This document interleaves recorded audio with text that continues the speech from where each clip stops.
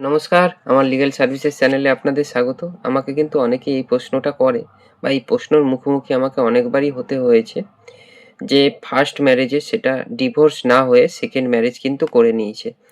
তাহলে কি হতে পারে?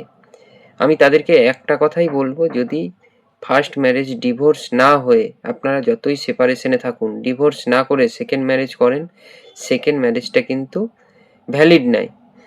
আর দ্বিতীয় কথা হলো, ফার্স্ট ম্যারেজের যে ওয়াইফ, সে যদি আপনার নামে কেস করে তাহলে কিন্তু আপনার 7 বছর পর্যন্ত জেল এবং জরিমানা উভয়ই হতে পারে।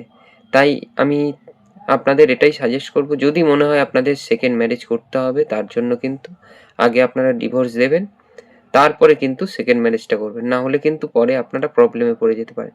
এটা কিন্তু ছেলে মেয়ে উভয়ের ক্ষেত্রেই, শুধু যে ছেলের ক্ষেত্রে এরকম নয়, ছেলে মেয়ে দুজনের ক্ষেত্রেই সেকেন্ড বিয়ে করতে গেলে আগে প্রথমের ওয়াইফ যদি বেঁচে থাকে বা প্রথমের হাজব্যান্ড যদি বেঁচে থাকে, নিশ্চয়ই তাকে কিন্তু ডিভোর্স দিতে হবে। ধন্যবাদ।